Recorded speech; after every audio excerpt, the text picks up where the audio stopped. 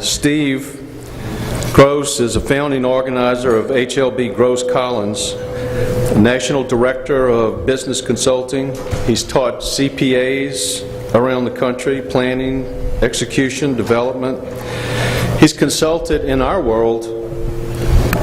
You know, in our world, we tend to get companies in some capacity that want to get bigger, want to get acquired, want to go public.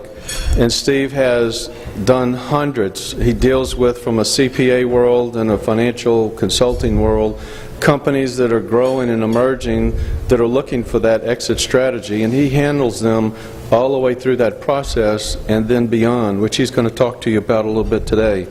He's a director of numerous companies. And he'll mention a few of those as we go along. Our other speaker, Doug Busk. Doug drank so much Coke, they hired him. Diet Coke. Diet Coke. It hasn't helped. I think he won an award. I don't know what it is, but Doug has got quite an interesting history himself.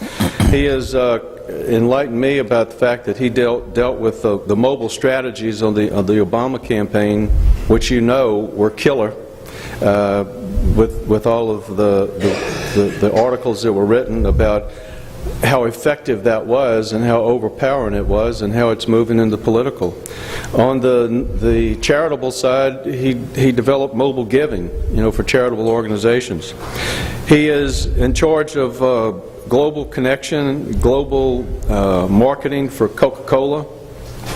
And I've been told this morning that as people are following people, you know, on the internet, that Doug is in the top 10 with regards to his skills and talents. He came out of the world of Verizon and Singular as product leadership, and now Coke is very fortunate to have somebody with his skills and talent. So each gentleman is going to talk to you briefly about a little bit about who they are and what they do, and then we're going to have some interactive Q&A from the people in the audience, and let them have a little Q&A with each other. So which one of you would like to roll off? Okay. Okay. Thanks so much, Michael. The topic today is almost chaotic in how many different directions it can go. So I'll kind of go down a thread that I think may resonate and be valuable to you. My personal background as a CPA was first with an international accounting firm for many years, and I became National Director of Business Consulting. Then, as our firms were merging and consolidating, we went private, bought the rights to the Southeast, and have been running a regional firm here, HLB Gross Collins, for 30 years. And the world we live in is helping private companies either start, grow, mature, exit, and then work with family offices when they turn it into cash.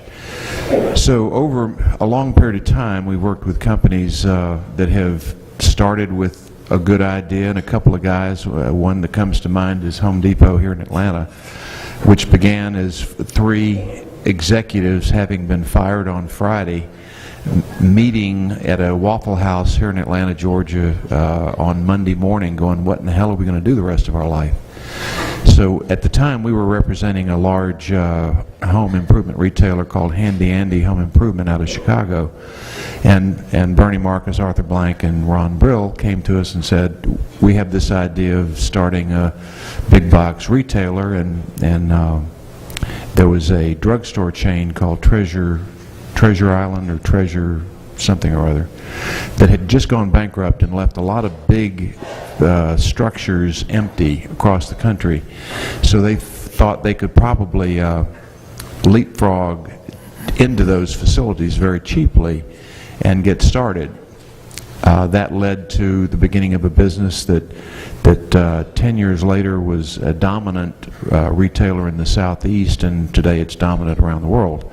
So out of little ideas, big things can happen. We also worked with the A.L. Williams Life Insurance Company, which was basically a multi-level marketing to blue-collar workers, helping give them financial planning that they'd never seen before.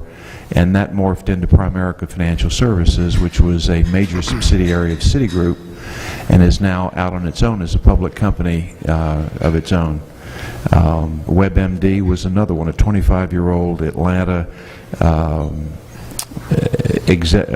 entrepreneur who was one credit shy of actually having a college degree, that decided to go into a very specialty area of medicine services, medical services, and out of that grew an idea to be valuable as a medical portal.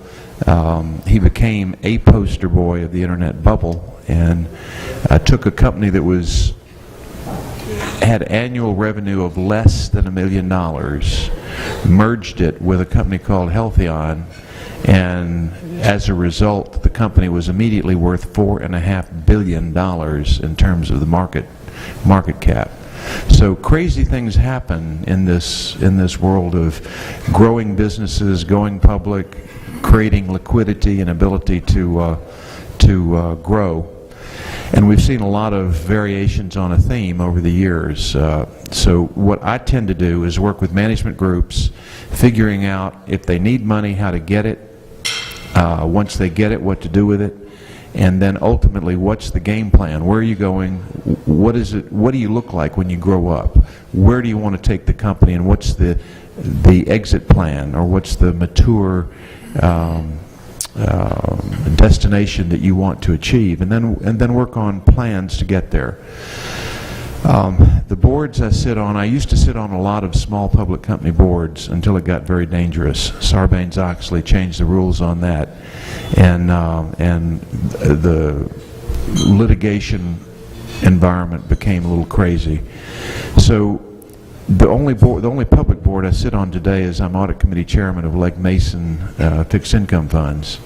So I live in the world of buying securitized instruments, some of which can be zero risk, which would be treasury bonds. Others, we had to take a $2.5 billion write-down on Alt-A residential mortgage bonds. So I've seen the good, the bad, and the ugly in terms of financial assets purchased and managed by big national companies. So I would say, in terms of background, my perspective is one of where are we going, and how do we get there? And we'll talk a little bit about technology and what it's done to that whole process in a little bit.